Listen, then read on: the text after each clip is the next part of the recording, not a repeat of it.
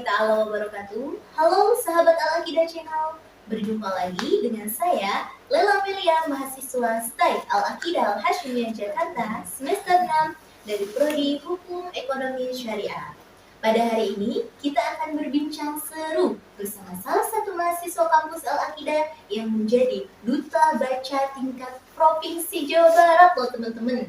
Siapa lagi kalau bukan Nurpini Aulia. Mari kita sapa Nurpini. Assalamualaikum Nurpini. Waalaikumsalam warahmatullahi wabarakatuh. Halo Kak Lela. Hai Nurpini, gimana kabarnya hari ini? Alhamdulillah baik. Kak Lela sendiri gimana? Alhamdulillah, aku juga baik. Nurpini, nih Nurpini menjadi Duta Baca, gimana tuh perasaannya? Mengenai perasaan saya ketika menjadi Duta Baca Jawa Barat tentunya sangat campur aduk sekali Kak. Mulai dari senang, bangga, tidak menyangka dan juga takut.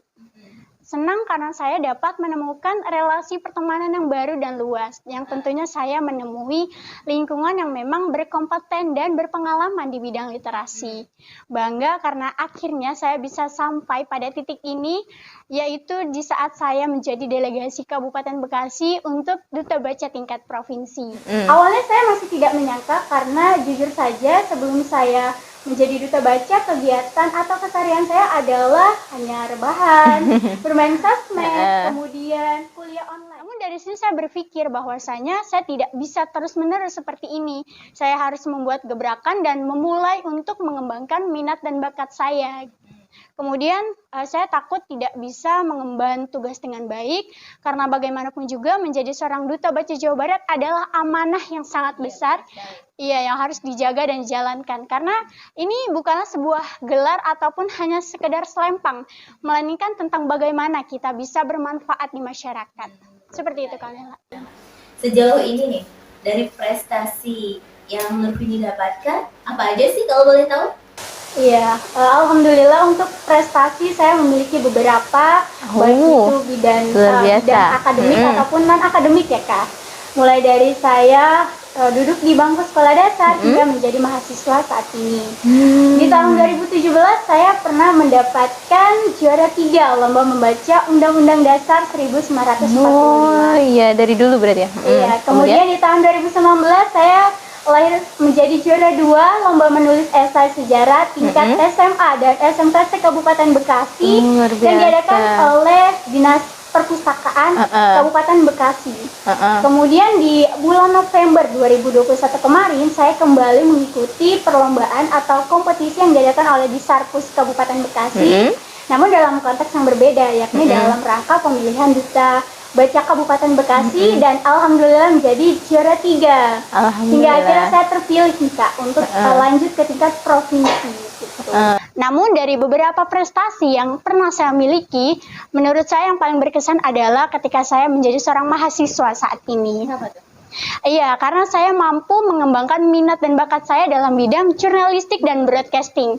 Yang mana saya tidak hanya mendapatkan materi saja Kak, tapi juga bisa langsung praktek dengan menjadi seorang jurnalis atau reporter di media Newsroom. Oh, jadi Nurpini juga seorang penulis berarti ya? Betul sekali. Oh, luar biasa. Punya blog sendiri? Kalau untuk blog bukan sendiri, melainkan saya tercantum dalam sebagai seorang penulis. Salah satunya, Nurpini berbicara tentang Duta Baca. Kira-kira apa aja sih kiat-kiat agar bisa menjadi seorang Duta Baca itu? Iya.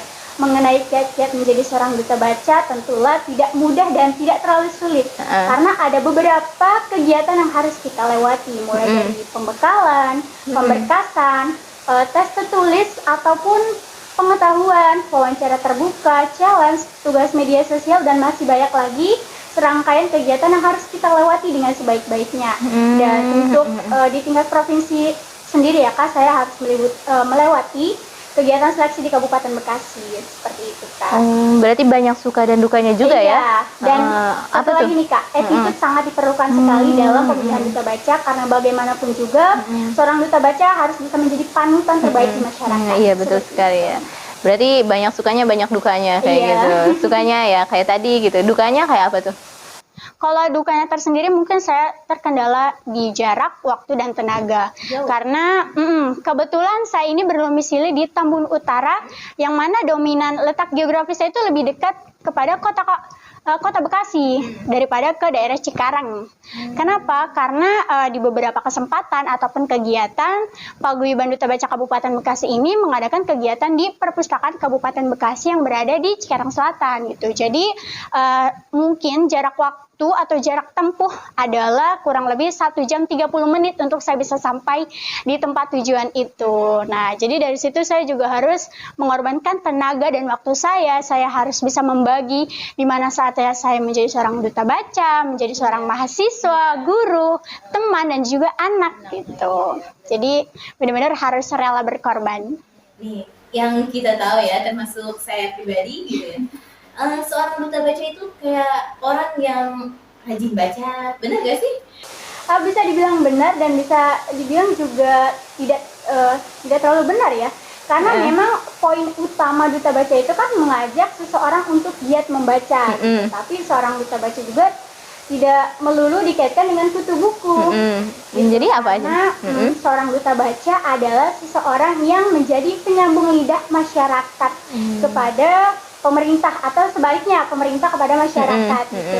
Duta baca juga merupakan seorang motivator, influencer, opinion leader yang mana diharapkan dapat menggerakkan serta menyemarakan kegiatan literasi kepada masyarakat. Ini apa sih gitu rangkaian program yang sudah Nurpini dan tim terapkan di masyarakat? Iya, kalau untuk di Paguyuban Duta Baca Kabupaten sendiri, kami memiliki beberapa program, diantaranya seperti Duta Baca Go to School, Gerakan Andil Masyarakat Membaca, kemudian Duta Baca on the Stage, Duta Baca Bercerita, Duta Baca Mendongeng, dan juga kami mengadakan seminar dan webinar terkait kegiatan literasi, kepenulisan, dan perbukuan. Oh iya, tadi saya mendengar mendongeng, Duta Baca Mendongeng.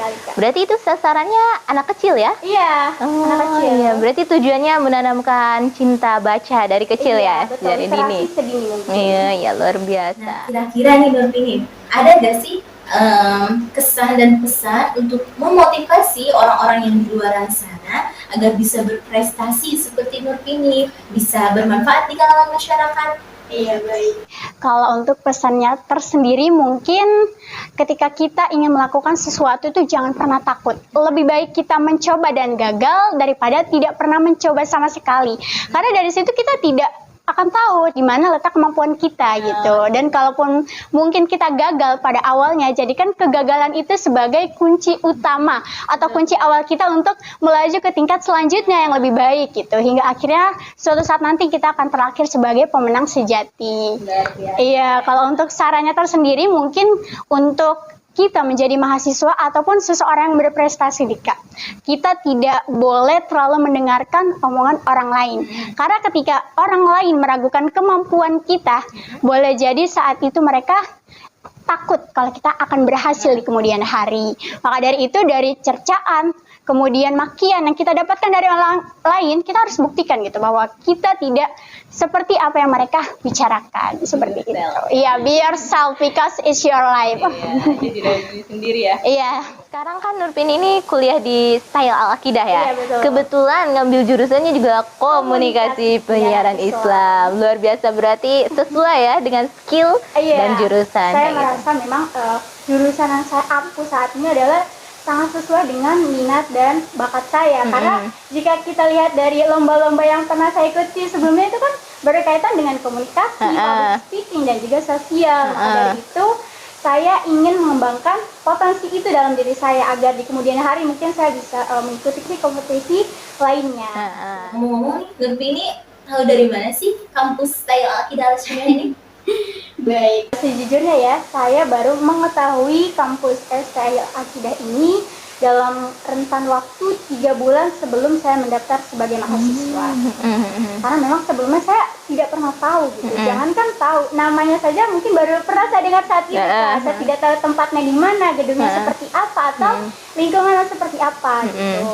Namun saya ingin bercerita sedikit bahwasanya sebelum saya memutuskan untuk melanjutkan pendidikan, saat itu saya mengikuti kegiatan Majelis Hizib Nahdlatul Wathon yang dipimpin oleh saudara Megovic.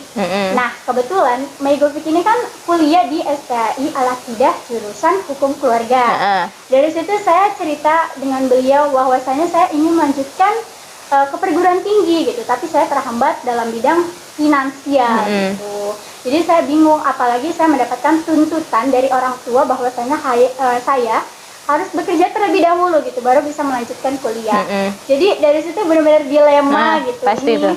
Yeah. mengikuti keinginan orang tua atau keinginan hati gitu. Tapi pada saat itu saya sempat membuat beberapa dokumen atau lamaran pekerjaan gitu kan. Sempat kerja juga? Iya, sudah sempat melamar Kak, tapi memang mungkin bukan rezekinya saya untuk bekerja gitu. Jadi saat itu dia kembali lagi berbicara kepada saya bahwasanya ketika kamu memiliki kesempatan, gunakanlah kesempatan itu karena kita benar-benar nggak tahu kapan kesempatan itu akan datang. Gitu.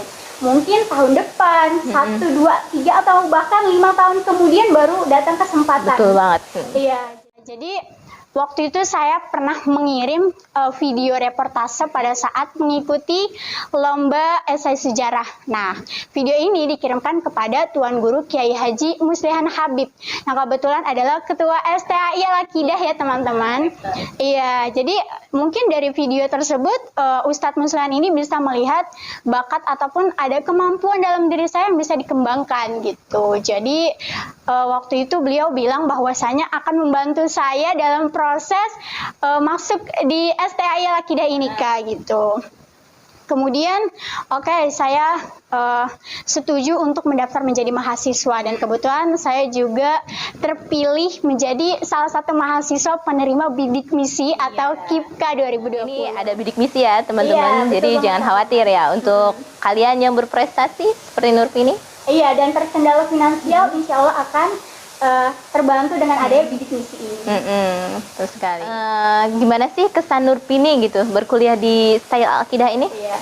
Kalau berbicara tentang kesan saya pastinya sangat senang sekali Kak, karena saya bisa bertemu dengan dosen-dosen yang memang sangat berkompeten di bidangnya, dosen-dosen yang sangat suportif dan mendukung mahasiswanya untuk lebih maju dan mengembangkan minat dan bakat mereka gitu. Jadi para dosen STL Al-Aqidah ini memang mereka mengampu bidang sesuai dengan apa yang mereka pahami gitu. Pokoknya benar-benar berkompeten banget gitu loh Kak. Jadi dalam perkuliahan sistemnya pun mahasiswa sangat nyaman gitu. Waktunya juga mungkin bisa disebut fleksibel dengan beberapa jurusan yang sudah diakui kehebatannya dapat menciptakan lulusan-lulusan terbaik. Iya, luar biasa. Bicara tentang STAI Al-Aqidah sendiri, kita bisa menelisik dari sejarahnya nih Kak.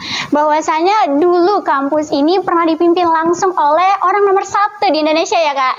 Iya, siapa lagi kalau bukan Kiai Haji Abdurrahman Wahid atau Bapak Gus Dur. Kemudian lanjut dengan rektor-rektor yang berkualitas tinggi lainnya, betul. Dan untuk kalian yang mungkin ingin berkuliah tapi juga mendapatkan basic agama, kalian bisa banget nih menjadikan STAI Al-Aqidah ini sebagai tujuan kalian untuk melanjutkan pendidikan yang lebih tinggi lagi. Nah, kebetulan di sini ada 6 jurusan ya Kak atau 6 prodi. Apa aja tuh Kak? AS, HES, PAI, KPI, PIAUD, TGMI. Nah, Nurpini, makasih banyak loh. Kita udah bercerita panjang lebar seputar Duta Baca, kemudian kesan dan pesan Nurpini berkuliah di Al-Aqidah. Terima kasih banyak loh Nurpini. Terima kasih kembali Kak Lela. Semoga apa yang kita bincangkan saat ini dapat memotivasi dan juga bermanfaat bagi teman-teman. Iya, khususnya yang menonton ini ya. Iya, betul banget. Dan perlu ditegaskan lagi nih teman-teman, bahwasannya di Jakarta ini ada kampus Style Al-Aqidah Al-Hashimiyah yang memiliki mahasiswa dengan segudang prestasi. Maka dari itu, nantikan kembali channel kami beserta mahasiswa lainnya dengan prestasi berikutnya. The next time, teman-teman. Akhirul kalam. Wassalamualaikum warahmatullahi wabarakatuh.